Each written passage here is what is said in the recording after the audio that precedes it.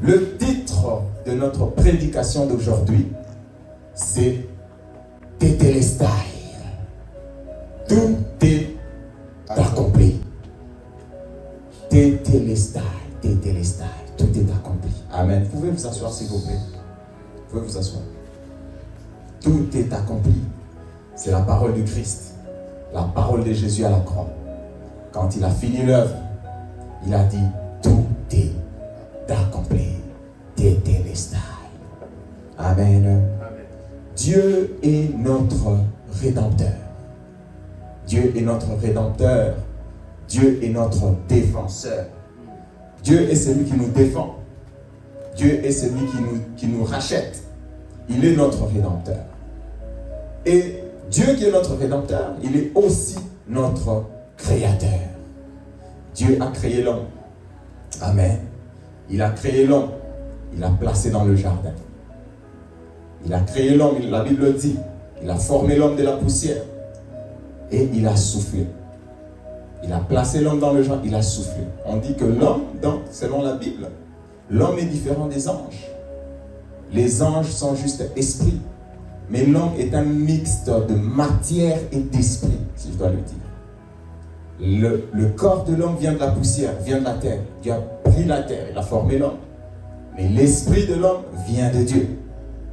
L'esprit de l'homme est venu de Dieu. Dieu a soufflé, donc l'esprit est venu de lui. L'esprit vient d'en haut, encore une fois, je le répète, je l'ai déjà dit ici. L'esprit vient de Dieu. L'esprit vient de Dieu. Et quand Dieu a créé l'homme, Dieu a mis l'homme dans le jardin. Et l'homme a péché. Quand l'homme a péché, Dieu lui avait déjà dit que le jour où tu mangeras de ce fruit, ce jour-là tu mourras. Le jour où tu mangeras du fruit de la connaissance du bien et du mal, ce jour-là tu mourras. Et l'homme a péché. Quand l'homme a péché, qu'est-ce qui s'est passé? L'homme est devenu donc pécheur. Et la Bible dit, nous allons voir bientôt, l'homme est devenu esclave du péché. L'homme est devenu esclave du péché. L'homme a péché, il est devenu esclave du péché. Il vit seulement selon les désirs de sa chair. Et après seulement que l'homme ait péché, Dieu lui avait dit, le jour où tu mangeras, tu mourras. Après quand il a mangé, la mort spirituelle est arrivée. Genèse chapitre 2. C'est seulement dans Genèse chapitre 3 que Dieu lui dit, tu sors du jardin et tu es poussière, tu retourneras à la poussière. La mort physique que nous expérimentons aujourd'hui n'est que la conséquence de la mort spirituelle. Genèse chapitre 2, mort spirituelle. Genèse chapitre 3, mort physique. Tu es poussière, tu retourneras à la poussière. Amen. Dieu n'avait pas prévu que l'homme vive comme on vit aujourd'hui. L'homme vit à peine quelques décennies. L'homme vit à peine quelques décennies. Tu peux te vanter de ta vie. Nous autres ici, on commence à arriver à la parabole, à l'hyperbole de notre vie. Et puis on commence à arriver à l'hyperbole. L'homme ne vit que quelques décennies, mes frères. L'homme ne vit que quelques décennies, quelques dizaines d'années, donc 10, 20, 30. Et Dieu, pourquoi il vit comme ça? Pourquoi l'homme n'était pas censé vivre 100 ans? Non. L'homme devait vivre plus longtemps. Mais il a péché, il est mort spirituellement. Genèse 3, Dieu lui a dit, tu vas maintenant retourner à la poussière. C'est la sanction. Adam, on n'avait pas encore parlé des morts. On l'avait placé dans le jardin. On ne lui avait pas parlé que non, tu vas retourner. Non, on ne lui avait pas dit tu vas retourner. Il était là, il vivait. Quand il a péché, il est mort spirituellement. Genèse 3, il est mort. On lui a dit, tu mourras, tu retourneras à la poussière. La conséquence du péché. Et vous verrez que même dans l'Ancien Testament, Adam est mort à quel âge? Adam est mort à 930 ans. Imaginez mes frères, de nos jours c'est un mirage. C'est un vrai miracle. 930 ans. 930 ans. 100 ans, 130 ans, 200 ans, 250. Tu es jeune à 250 ans. Peu importe. 500 ans aussi, toujours bien. 930 ans. Mais pourquoi Dieu a continué à diminuer? À cause du péché. Dieu diminue encore. Et Dieu a dit 120 ans. Moïse a checké encore, il a dit, Seigneur, 120 ans même ça ne marche plus. C'est 70, 80 pour le plus robuste.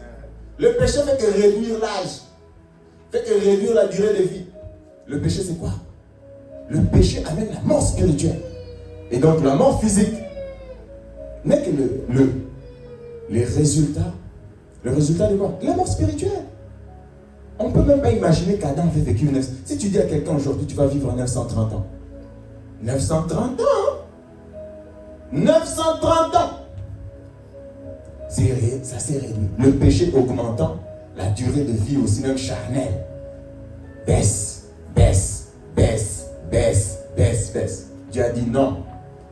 L'homme ne vivra plus ces âges-là. Il vivra 120 ans. Aujourd'hui, de nos jours, pour voir même quelqu'un de 120 ans, le voir comme ça. Le voir, quelqu'un de 120 ans. C'est difficile. Aujourd'hui, la technologie augmente et toute la médecine se développe. Et j'ai réfléchi à cette prédication. Je dis, imaginons que je puisse vivre jusqu'à 120 ans. Mais quel 120 ans? Quel 120 ans? Avec l'œil de l'éléphant ici qu'on t'a cloné, avec le cœur du porc qu'on t'a mis, avec les reins de l'antilope. Non, je ne fais pas ça. Tu deviens un mix.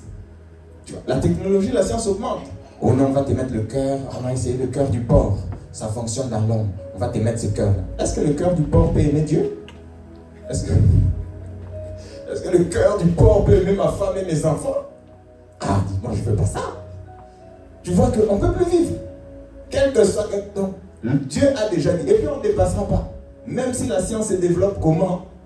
La parole de Dieu ne sera pas défiée, je peux vous le dire. La parole de Dieu ne sera pas défiée. On ne dépassera pas 120 ans. Ah oui. Cette parole peut rester. On peut développer la science, on développe. Mais vous aurez des monstres humains, ce sera des robots, ce ne sera pas des êtres humains. Et on va les appeler humains, mais ce ne sera pas des humains. Ils ne peuvent ni aller au ciel, rien. Ils vont juste retourner à la poussière. Amen. Donc le péché, Dieu a dit, tu ne mangeras pas. Et l'homme est mort. Mort physique engendre mort spirituelle, a engendré la mort physique. Donc aujourd'hui, quand vous voyez les gens mourir, ce n'est que le reflet du péché d'Adam, la mort physique. Ce n'était pas vraiment ça que Dieu a destiné. Regardez comment les gens... Dieu ne faisait que réduire à cause du péché. Dieu voulait que les gens vivent. Jésus a dit en son temps, et c'est possible, vous pouvez le voir. Jésus a dit en son temps à Jean, quand Jean et Pierre le suivaient, il a dit à Pierre, c'est pas ton problème. Si moi Jésus, je veux qu'il vive jusqu'à ce que je veux revenir, c'est mon problème.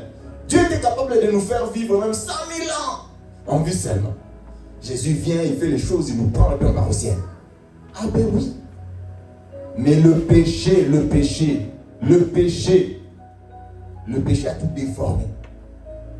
Le péché a tout déformé. Donc le péché, mes frères, ce n'est pas quelque chose d'agréable. La Bible dit, le salaire du péché, c'est la mort. C'est la mort. Donc nous sommes devenus esclaves du péché. Nous allons voir quelques versets qui parlent de esclaves du péché. Jean chapitre 8, verset 34. Jean chapitre 8, verset 34, s'il vous plaît. Jean 8, 34. Oui. En vérité, je vous le dis. Oui. Jésus leur répliqua Jésus. Quiconque se livre au péché est esclave du péché. C'est bon. Jean chapitre 8, verset 34. On va lire aussi, s'il vous plaît. Cherchez dans vos Bibles. Jean.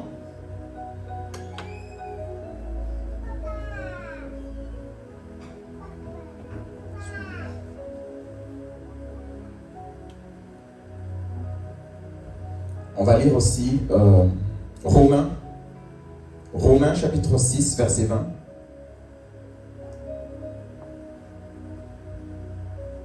Romains chapitre 6, verset 20. Je vais lire moi-même.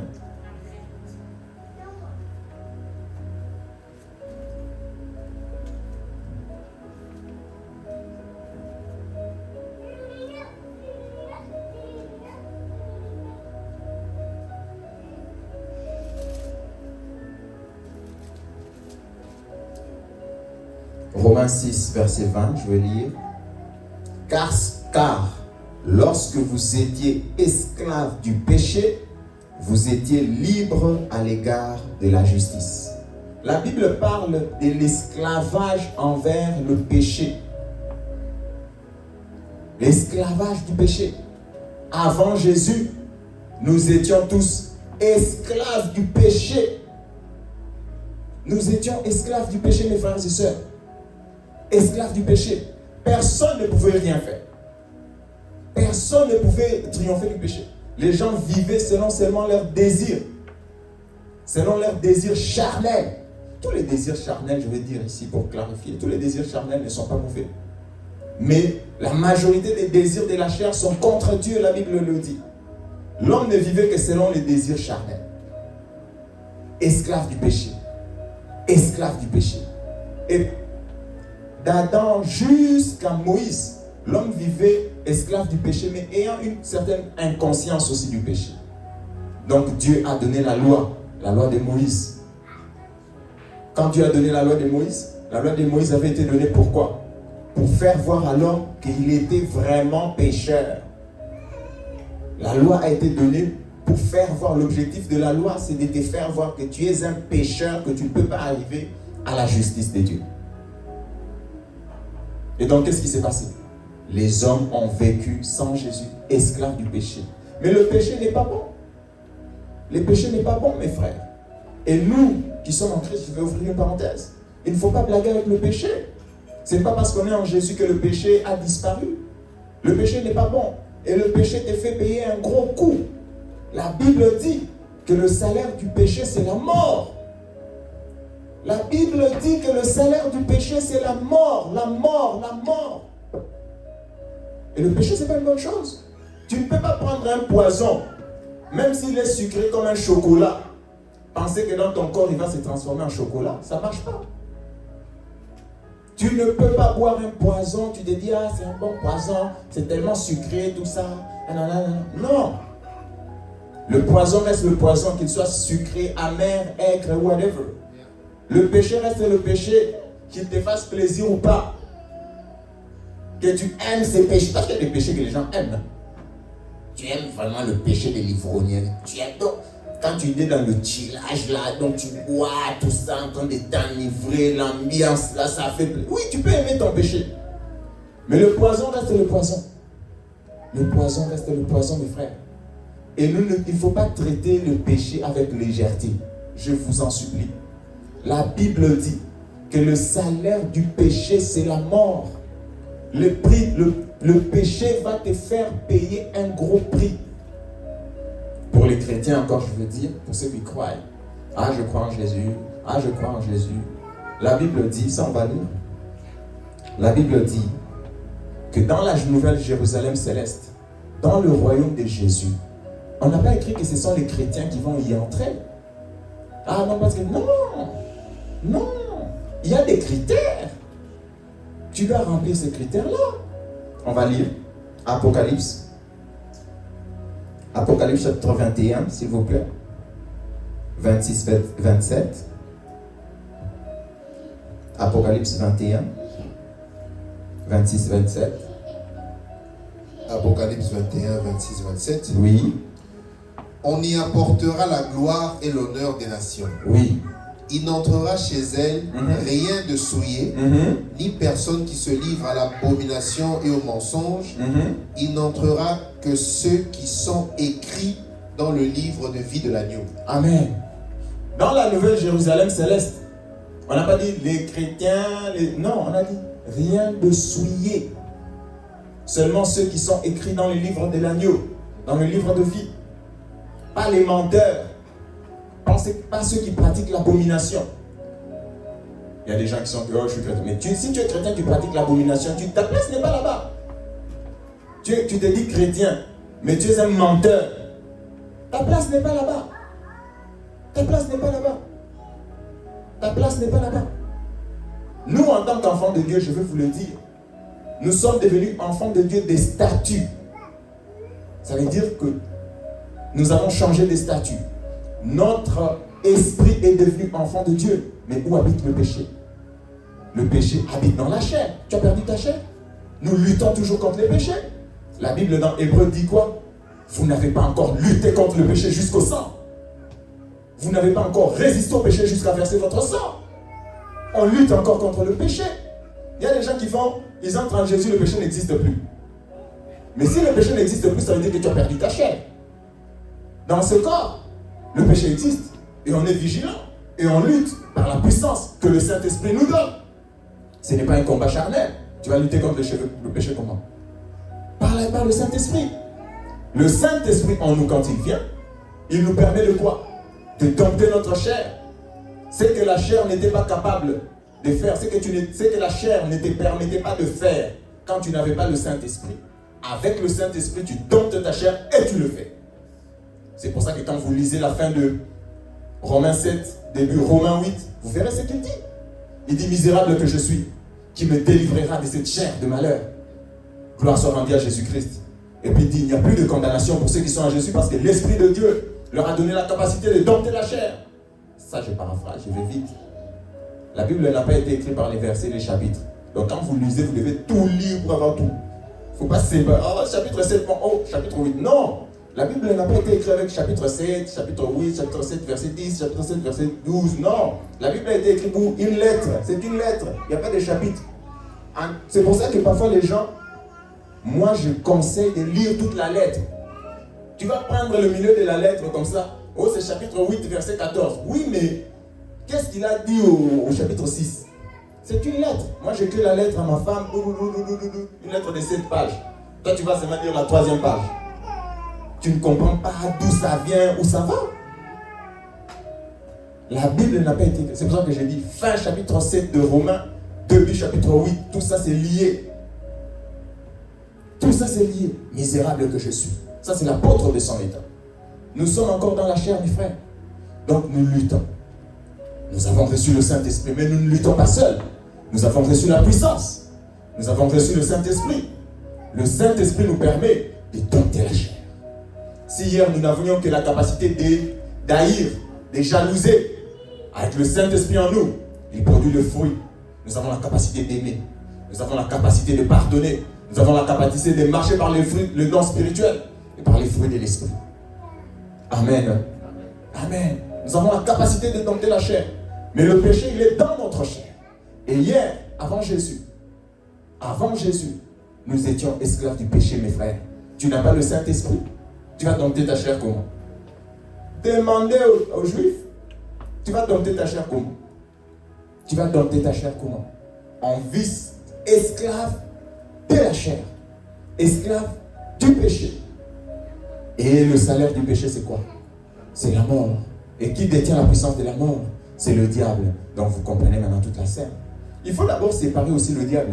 Les gens, quand ils pêchent, oh, c'est le diable qui me tente, c'est le diable qui me tente. Moi, ce n'est pas le diable d'abord. C'est ta chair, le péché qui habite dans ta chair. Donne accès au diable. Mais le diable ne va pas te laisser. C'est pour ça qu'on peut les mettre même ensemble. Ils sont collaborateurs. Hein? C'est ta chair. Les mauvais désirs, c'est dans ta chair. C'est en toi. C'est dans ta chair. Le diable me tente, il se dédouane. Le christianisme est irresponsable. Non. Tu dois dompter ta chair. L'apôtre Paul a écrit, je traite durement mon corps. Je traite durement mon corps pour ne pas tomber. Tu ne traites pas ton corps durement. On te dit, fuis la tentation, tu ne fuis pas. Tu es tout le temps avec les païens. Tu chilles avec eux. Après tu dis, non, le diable m'a tenté. Oh, un peu de discipline aussi. Le Saint-Esprit va te soutenir. Mais mets-toi un peu des barrières. Mets-toi des barrières. Vous n'avez pas encore lutté jusqu'au sang. Frère, c'est un combat. C'est un combat. Le péché est là. Oh non, on a cru en Jésus le péché. Le péché n'est pas mort. Le diable non plus n'est pas mort. Ta chair aussi n'est pas mort. Tout est toujours là. Mais tu as reçu la puissance. Tu as reçu la capacité maintenant. C'est ce que ça veut dire. Tu as reçu la capacité de dompter la chair par Jésus-Christ. Tu as reçu la capacité. Tu as reçu la capacité. Le péché habite notre corps. Et le salaire du péché, c'est la mort. Donc le diable aussi, prenant occasion, qu'est-ce qu'il les a fait? Il nous a massacrés. Il nous a malmenés. Il nous a massacrés profitant de la faiblesse de notre chair, le diable nous a malmenés, le diable nous a massacrés. Mais Dieu, dans son amour, dans sa miséricorde, Dieu s'est souvenu de nous. Amen. Dieu s'est souvenu de nous. Dieu qui est notre Rédempteur, Dieu s'est souvenu de nous. Dieu nous a envoyé qui? Dieu nous a envoyé Jésus. Dieu nous a envoyé Jésus. Et Jésus est venu. Il est venu, il nous a sauvés. Mais quand on parle de salut, parfois on ne comprend pas. Quand on parle de salut, dans la Bible, le mot salut, le salut que nous avons reçu en Jésus, on l'écrit parfois, c'est quelque chose qu'on doit comprendre au-delà d'un mot, mais il est expliqué par plusieurs mots. Parfois on dit vous êtes sauvés, parfois on dit vous avez été délivrés, c'est toujours le salut. Parfois on peut dire vous avez été rachetés, parfois on parle, voilà, il y a plusieurs termes qu'on utilise pour décrire ce que Jésus a fait. Ce que Jésus a fait pour nous à la croix. Jésus est venu, il nous a sauvés mes frères. Jésus nous a sauvés. Mais aujourd'hui, je voudrais utiliser un mot différent de salut. Jésus est venu, il nous a rachetés. Jésus est venu, il nous a rachetés. Que veut dire racheter? Racheter veut dire, autrement dit, c'est pour ça que j'ai commencé par ça, reprendre quelque chose qui était déjà à toi. C'est ça, racheter. Racheter, c'est pour ça que je vous ai dit au début, j'ai commencé, j'ai dit, l'esprit vient de Dieu. Notre esprit n'a jamais appartenu au diable. Jésus est venu, nous a rachetés. C'est ce qu'on appelle autrement dans la Bible aussi, la rédemption. Jésus nous a rachetés. Notre salut n'est pas un salut, non. Notre salut a un prix. Et Jésus a payé le prix. Jésus nous a rachetés. Jésus nous a rachetés. Nous sommes donc les rachetés du Seigneur. Jésus nous a rachetés au prix de son sang précieux. Nous allons lire 1 Pierre. Il y a beaucoup de versets qui parlent de racheter. C'était bien qu'on projette, mais 1 Pierre chapitre 1 verset 18. 1 Pierre 1 18. 1 Pierre 1, 18. Sachant que ce n'est pas par des choses périssables, par de l'argent ou de l'or, que vous avez été rachetés de la vaine manière de vivre que vous avez hérité de vos pères. Nous avons été rachetés. Mais par quoi nous avons été rachetés? Nous avons été rachetés, au verset 19, il est écrit 19, mais par le sang précieux de Christ, comme d'un agneau sans défaut et sans tache. Amen. C'est ça le prix. Nous avons été rachetés. Ça veut dire autrement comment? Nous appartenions à Dieu. Mais nous nous sommes perdus. Dans l'Empire romain, il y avait beaucoup ça, on me dit. Dans l'Empire romain, il y avait beaucoup d'esclaves. Et tu avais ton ami, par exemple, qui était esclave. Ou ton parent, ou ton frère, qui était esclave. Qu'est-ce que tu faisais? Si tu voulais le rendre libre, tu allais acheter ça. Tu le rachetais en fait. Tu allais acheter sa liberté. Tu le rachetais. Tu rachètes ton frère. Tu payes le prix et puis on le libère. C'est dans ce contexte-là un peu qu'on écrit ça. Jésus donc est venu. Jésus nous a rachetés. Le rachat, notre salut a un prix. Enfin, on est sauvé, on est sauvé, on est sauvé. Il faut se rappeler que notre salut a un prix. Le prix du sang précieux de Jésus-Christ. On va lire 2-3 versets qui parlent toujours de racheter pour bien marquer ce point. 1 Corinthiens 6,20 et 1 Corinthiens 7,23. 1 Corinthiens 6,20. 1 Corinthiens 6,20. Oui. Car vous avez été rachetés à un grand prix. Glorifiez donc Dieu dans votre corps et dans votre esprit qui appartiennent à Dieu. Amen. Nous avons été rachetés à un grand prix. Rachetés à un grand prix. 7,23 s'il vous plaît. 7,23, 1 Corinthiens 7,23. Vous avez été rachetés à un grand prix. Ne devenez pas esclaves des hommes. Ne devenez pas esclaves des hommes. Je n'ouvrirai pas la parenthèse, mais bon. Ne devenez pas esclaves des hommes. Nous avons été rachetés, mes frères. Notre salut est un grand salut. Nous avons vu ça récemment. Notre salut est un grand salut. Il n'est pas un salut banal.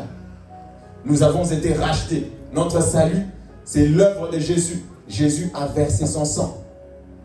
Jésus a versé son sang pour nous.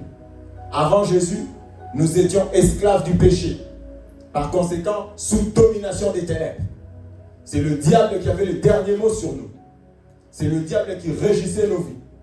Nous étions esclaves de notre chair, impuissants, et donc donnant tout pouvoir au diable. Le diable régnait sur nos vies. Il nous décimait. Il nous mangeait comme des cacahuètes. On ne pouvait rien faire. Personne ne pouvait résister au diable. C'est pour ça que quand Jésus est apparu, on a dit, mais quel est cet homme qui chasse même les démons? Et les démons lui obéissent. Avant Jésus, on ne chassait pas des démons. On ne chassait aucun démon. Le diable régnait dans les vies des gens chefs. Personne ne pouvait dire quoi que ce soit au diable. Personne ne pouvait faire quoi que ce soit. Il pouvait même maltraiter les enfants de Dieu. Il pouvait maltraiter les juifs, tout ça, tout ce que vous voulez. Il est maltraité. Et les démons que Jésus chassait, ce n'était pas au Canada. C'était chez eux là-bas. Il est maltraité sous la loi, là, plein de démons. Personne ne pouvait rien faire. Jésus chassait les démons. Oh non, ce sont les je ne vais pas citer des pays. Ce sont quel pays qui est plus sorcier? Jésus, quand il est venu, il ne chassait pas les démons dans ton pays. Il chassait chez les juifs là-bas. Il chassait là-bas. Avec leur loi là, mais remplie de démons. Même les pharisiens remplis de démons. Tu observes la loi remplie de démons. Tu observes la loi de Moïse remplie de démons. Parce que sous la loi de Moïse, tu vas chasser un démon comment? Tu vas chasser des démons en quel nom? Tu vas chasser des démons avec quelle autorité? Avec quoi tu vas chasser des démons? Tu vas juste chanter devant des démons, tout ça. Mais les démons aussi, il ne va pas bouger. C'est Jésus, par Jésus, que ces choses ont commencé. Le diable a régné sur nos vies. Le diable nous a criblés comme du fromage. Le diable a massacré. Jusqu'à ce que Jésus vienne et nous rachète. Notre salut est un grand salut. Ceux qui ne croient pas en Jésus vivent encore dans cet état. Ils sont malaxés matin, midi et soir. Ils peuvent monter, descendre, esclaves du péché. Ils peuvent monter, descendre sous l'autorité du diable. Amen. Jésus nous a libérés. Jésus nous a rachetés. Jésus nous a libérés. Donc, mes frères, mes sœurs, avant Jésus, ce n'était que le diable. Ce n'était que le diable qui régnait dans nos vies. Nous allons lire Job, j'aime beaucoup ces versets. Job chapitre 9. Job 9, verset 25, s'il vous plaît. Job 9, verset 25.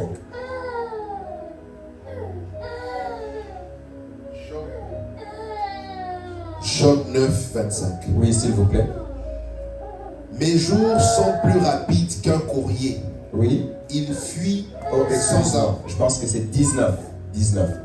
19, 25, oui, excusez-moi. Job 19, verset 25. Ok, Job 19, 25. Oui. Mais je sais que mon Rédempteur est vivant. Oui. Et qu'il se lèvera le dernier sur la terre. Qu'il se lèvera le dernier sur la terre. Yes. Je sais que mon Rédempteur, mon défenseur, celui qui me rachète, il est vivant et il se lèvera le dernier sur la terre. Tétélestai. Jésus est venu, il est notre Rédempteur. Jésus est venu, il a paru sur la terre en dernier. Et Jésus a prononcé le dernier mot sur nos vies. Amen. Jésus a prononcé le dernier mot sur ta vie. Amen. Jésus est notre Rédempteur. Il a paru en dernier. Et Jésus a prononcé le dernier mot sur nous. Je les ai rachetés. Tétélestai. Tout est accompli. Jésus nous a rachetés. Jésus nous a libérés. Nous avons droit à la guérison. Nous avons droit au pardon des péchés. Nous dominons sur les serpents, les scorpions. Nous dominons sur le diable. C'est la parole du Christ. On n'ajoute plus au-delà. Aujourd'hui, vous savez mes frères, je vais vous dire, et je le dis avec, j'allais utiliser un mot, mais ce n'est pas le bon. Ce n'est pas notre problème. Les gens peuvent parler. Jésus a déjà parlé. Jésus, sur ma vie, il a déjà parlé. Amen. Sur ma vie, Jésus a déjà parlé. Jésus a déjà parlé sur ta vie. Les gens peuvent parler. Oh non, je ne vais pas y arriver. Oh, je vais y arriver. Jésus a déjà parlé. Vos paroles, c'est l'eau sur le canal. Imperméable, sans effet, Vous pouvez pas. C'est comme devant un juge. Le juge a dit acquitter. Tu peux parler. Moi, je rentre à la maison. Tu peux commencer à parler. Oh non, non, il va pas, il n'est pas libre. En fait. Non, le juge a déjà parlé. C'est fini. C'est fini. Jésus a tout accompli à la croix. Il a tout accompli pour toi. Il a tout accompli pour moi. Il a versé son sang précieux. Il est donc mort. Et il a tout accompli. Jésus a parlé. Avant de remettre son dernier souffle, il a dit, j'ai tout achevé pour eux. Tétélestai. C'est fini. C'est accompli. C'est scellé. Rajoute si tu veux. Ce n'est pas mon problème. Qu'est-ce que tu vas rajouter qui va m'effrayer? Qu'est-ce que tu vas rajouter? Qu'est-ce que tu vas rajouter? Jésus a déjà tout achevé. Notre Rédempteur a paru. On ne parle pas après le Seigneur. On ne parle pas après le Seigneur. On ne parle pas après le Seigneur. Le Seigneur a parlé. Le Seigneur a parlé, c'est fini. Le Rédempteur est vivant. Il est paru, il est apparu. Il a réglé notre affaire. Il a dit que tu es libéré du péché. Il a dit que tu es libéré des maladies. Il a dit que tu es libéré de la pauvreté. Il a dit que tu es libéré, tu es libéré. Ta situation aussi peut parler, on s'en fout. Ta situation peut aussi commencer à dire, oh non, c'est trop difficile. Jésus a dit que tu es libéré. Tes frères, tes soeurs, tes parents, la terre entière peut parler. Jésus a dit, il est facile que les cieux et la terre passent. La parole du Seigneur est puissante. Elle s'accomplira. Elle s'accomplira. On ne parle pas après le Seigneur. Notre Rédempteur est vivant. Il a paru le dernier. C'est pour ça qu'on dit, il paraît le dernier. Vous faites d'abord. Le péché nous a massacrés. Le diable nous a malmenés. Jésus a paru. Il a mis un fin à tout ça. Et maintenant on vit sur le temps de Jésus-Christ. Sur le temps de Jésus-Christ. Sur la parole de Jésus-Christ. On vit sur sa parole. On vit sur sa parole. Jésus a paru. Jésus a parlé. Qui va parler encore? Le diable va parler. Va parler contre qui? C'est pour ça que je vous ai dit tantôt, on se mêle de ses affaires. Ah oui. Maintenant, on est libre. Et Jésus a parlé même comme pour les gens qui sont liés. Donc nous maintenant, on parle leur dire, en fait, le diable qui quitte ici. Jésus vous a déjà libéré. Jésus vous a déjà libéré. Le diable veut parler. On n'écoutera pas. Les gens peuvent parler. Je n'écouterai pas. Je n'écouterai pas. C'est pour ça que parfois, ça me vient comme ça. Quand tu es un peu, tu connais tes choses, tu peux paraître un peu arrogant. Ah oui, tu peux paraître un peu arrogant.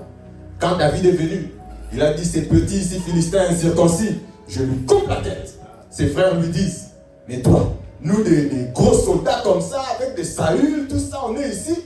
Toi tu viens de la forêt, un petit gamin, et puis tu viens nous dire, des soldats de formation bien formés. Toi tu viens nous dire que tu vas couper la tête. Quand tu connais tes choses, quand tu connais tes droits, tu parles. Ah, tu ne t'étais pas. Je vais lui couper la tête. Je vais lui couper la tête. Je vais lui couper la tête. Jésus a parlé. Après on dit, oh non, en fait toi tu ne réussiras pas. En fait toi ça ne marchera pas. En fait toi tu es incapable. Ça c'est quelle parole ça? Vous parlez après Jésus? Jésus qu'est-ce qu'il a dit à la croix? Tout est accompli. Tout est accompli.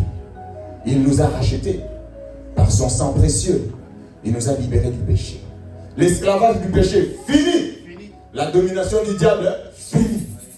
L'esclavage du péché, fini. La domination du diable, fini. Les maladies, fini. Les oppressions, fini. Les liens, fini. Jésus a dit, tétélestai. Tout est accompli. Tout est accompli. Tu crois, tu crois. Tu crois pas, tu crois pas. C'est ton problème. Amen. Jésus a tout accompli, mes frères. Jésus nous a rachetés. Et cette rédemption, c'est ça autrement qu'on appelle quoi? C'est ça qu'on appelle la grâce. Le rachat, la rédemption, autrement ça s'appelle comment? Ça s'appelle la grâce. Quand tu étais en prison, destiné à aller en enfer, destiné à aller aux enfers, mais quelqu'un d'autre vient, il dit, ah lui il veut aller en enfer, j'ai payé son prix, libérez-le. C'est ça la grâce. C'est ça la grâce. Nous ne croyons pas dans nos mérites. C'est la grâce de Jésus. C'est la grâce de Jésus. Jésus a payé le prix. Et nous le disons fièrement. Nous croyons fermement dans les mérites du sang de Christ. Nous croyons fermement dans la grâce que Jésus nous a donnée. Nous ne le méritons pas. C'est pour ça que parfois la grâce de Dieu sur nos vies, sur ta vie, crée un peu de, tu vois, la grâce crée parfois de la jalousie. Mais là, non, mais c'est la grâce. C'est la grâce de Dieu. Jésus m'a libéré. Et je crois ferme. Ce n'est pas notre mérite. Il a payé le prix. Il m'a libéré. Il a payé le prix. Il m'a racheté. Il a payé le prix. Il m'a donc libéré. Et le rachat, la rédemption que nous avons eue de Christ, ce n'est pas un rachat temporel. Ce n'est pas un rachat qui va finir. L'autorité que nous avons reçue, la bénédiction que nous avons reçue de Jésus, ce n'est pas quelque chose de temporel. Hébreux chapitre 9, s'il vous plaît. Hébreux chapitre 9, verset 12. Hébreux 9, verset 12. Hébreux 9, 12. Et il est entré une fois pour toutes dans les lieux très saints. Amen. Dans les lieux très saints, non avec le sang des boucs et des veaux, mais avec son propre sang, ayant obtenu une rédemption éternelle. Jésus nous a rachetés pour l'éternité. Mon frère, ma soeur, le diable n'a plus de droit sur ta table. Et c'est pour l'éternité. Jésus nous a rachetés, rédemption éternelle. Jésus nous a rachetés par son sang précieux pour l'éternité. Jésus nous a sauvés pour l'éternité. Jésus est mort, nous a donné la vie éternelle. Rédemption éternelle. Rédemption éternelle. Rédemption éternelle. Donc en sortant d'ici, je veux que tu te rappelles. Tu dois parler sur toi. Tu dois dire quoi? Je suis un racheté de Jésus pour l'éternité. Je suis une rachetée de Jésus pour l'éternité. Jésus t'a racheté. Il a dit le dernier mot sur ta vie. Il a dit le dernier mot sur ta vie. Il a dit le dernier mot sur ta vie.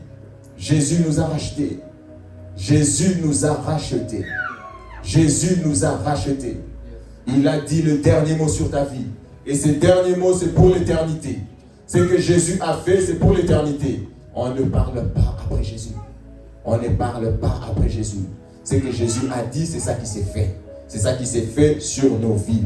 Amen. On va lire juste pour clôturer. On va lire Apocalypse chapitre 14. On peut tout lire là. C'est pas un long... non, pas tout. Apocalypse 14, laissez-moi, je vais le trouver. Apocalypse 14. Oui. Où on parle des rachetés. Tu peux lire juste 3 à 5, s'il vous plaît. Apocalypse 14, 3 à 5, s'il vous plaît. Apocalypse 14, 3 à 5. Oui. Et il chantait un cantique nouveau devant le trône et devant les 4 êtres vivants et les vieillards. Et personne ne pouvait apprendre le cantique, si ce n'est les 144 000 qui avaient été rachetés de la terre. Ce sont ceux qui ne sont pas souillés avec qui ne se sont pas souillés avec des femmes, car ils sont vierges. Ils suivent l'agneau partout où il va. Ils ont été rachetés d'entre les hommes comme des prémices pour Dieu et pour l'agneau. 5. Et dans leur bouche, il ne s'est point trouvé de mensonge, car ils sont irrépréhensibles. Amen. On peut s'arrêter là. Merci beaucoup. Amen. Ce sont les rachetés. Leur place finale, c'est dans le ciel avec Jésus. Tu es une rachetée du Seigneur. Tu es un racheté de Jésus. Tu es une rachetée de Jésus. Et ta place finale, ce sera de chanter devant le trône de Jésus-Christ.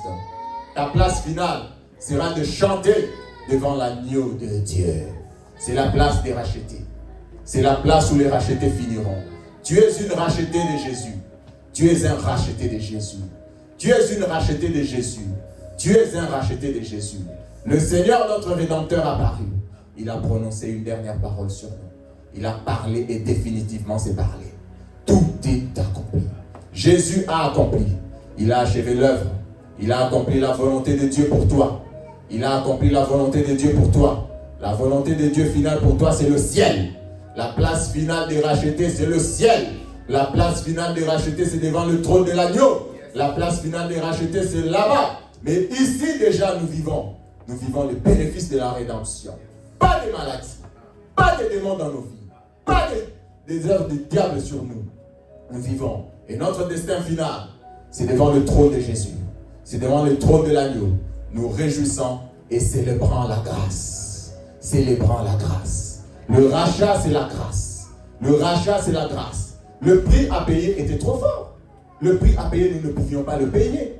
Le prix à payer était hors du cosmos. Ce n'est pas des choses périssables. Ce n'est pas l'or, c'est rien. C'est le sang de Jésus. Jésus nous a rachetés. Tu es une rachetée du Seigneur. Je suis un racheté de Jésus. Amen. Amen. C'est la parole de Dieu pour aujourd'hui. Nous allons prier. Nous allons prier pour que toute notre vie, toute ta vie, toute notre vie, nous devons nous souvenir de quoi? Que nous sommes des rachetés de Jésus. Nous devons toujours, toute notre vie, c'est l'encre de notre foi. Jésus nous a sauvés. C'est le solide fondement de notre foi. Jésus nous a rachetés, mes frères. Jésus nous a rachetés. Toute notre vie, tu vas célébrer la grâce. Tu vas célébrer la grâce toute ta vie. Tu vas célébrer la grâce. Tu vas toujours te souvenir de la grâce. Il y a des gens qui oublient la grâce comme s'il y avait mieux que la grâce. Parce que tu commences à servir, tu oublies la grâce. Non! Il n'y a pas mieux que la grâce de Dieu. C'est la grâce de Dieu qui rend tout possible. C'est la grâce de Dieu. Donc nous allons prier. Seigneur, toute ma vie, je te rendrai grâce. Pour la grâce. Pour l'œuvre de Jésus. Toute ma vie, jusqu'au dernier souffle. La grâce de Jésus. Le rachat obtenu. La grâce de Jésus. Nous prions au nom de Jésus. Oh Seigneur, merci. Oh Seigneur, merci. Tu es notre Rédempteur. Tu es notre Rédempteur. Tu nous as rachetés. Tu as dit le dernier mot. Tu nous as rachetés. Tu as dit le dernier mot. Tu nous as rachetés. Tu nous as fait grâce. Tu nous as rachetés. Tu as dit le dernier mot. Tu nous as rachetés. Tu as dit le dernier mot. Tu nous as rachetés. Nous ne sommes plus esclaves. Esclaves du péché. Nous ne sommes plus sous domination. Domination des ténèbres. Notre destin n'est plus l'enfer. Oh Seigneur, merci. Merci pour la grâce. Merci pour la rédemption. Merci pour le rachat. Seigneur Jésus, merci d'avoir tout accompli. D'avoir tout accompli. D'avoir tout accompli. D'avoir tout accompli pour nous. Seigneur, merci. Seigneur, merci. Seigneur, merci. Seigneur, merci. Toute ma vie, toute ma vie, toute ma vie. Seigneur, donne-moi de te rendre grâce, d'être accroché à la grâce, d'être accroché à la grâce, d'être accroché à la grâce, d'être accroché à la grâce, de te dire merci, de te dire merci, de te dire merci, de te dire merci. Tu nous as libérés, tu nous as libérés. Nous marchons en nouveauté de vie. Ceux qui sont en Christ ont crucifié la chair et ses désirs. Oh Seigneur, merci. Tu nous as donné la puissance, tu nous as donné la puissance de dominer sur les désirs de la chair, de dominer sur les désirs de la chair et de chasser les diables, de régner sur le monde spirituel, dans le monde spirituel. Oh Seigneur, merci. Oh Seigneur, merci. Merci pour ton sang précieux. Merci pour ton sang précieux. Toute notre vie, Seigneur, donne-nous, Seigneur, de nous accrocher au sang de Jésus, aux bénédictions liées au sang de Jésus-Christ, à l'œuvre de Christ, à l'œuvre de Jésus, au sang versé, au mérite de Christ. Oh Seigneur, merci. Oh Seigneur, merci. Oh Seigneur, merci. Oh Seigneur, merci. Merci pour le sang versé. Merci pour le sang versé. Merci pour le sang versé. Le sang de Jésus, la grâce. Le sang de Jésus, la grâce. Tu n'étais pas obligé. Tu n'étais pas obligé d'être un meurtrier pour qui? Tu n'étais pas obligé. Merci pour la grâce. La grâce qui abonde. La grâce qui abonde dans nos vies. Merci pour les péchés qui sont pardonnés aujourd'hui, Seigneur. Merci pour les péchés qui sont pardonnés.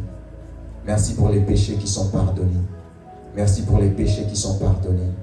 Merci pour les péchés qui sont pardonnés. Seigneur, de temps en temps, nous pouvons toujours trébucher. Mais le sang de Christ est là. Merci pour les péchés qui sont pardonnés. Merci pour les péchés qui sont pardonnés. Merci pour les péchés qui sont pardonnés. Merci pour les péchés, Seigneur, qui sont pardonnés. Merci pour les péchés qui sont pardonnés. Merci pour les péchés qui sont pardonnés. Merci parce que le sang de Jésus le sang de Jésus, puissant qu'il est. Crie plus fort que tout autre sang, que tout autre sang. Il y a de la puissance dans le sang de Jésus. Amen. Amen. Amen. Amen. Gloire à Jésus, gloire à Jésus, gloire à Jésus, gloire à Jésus. Amen.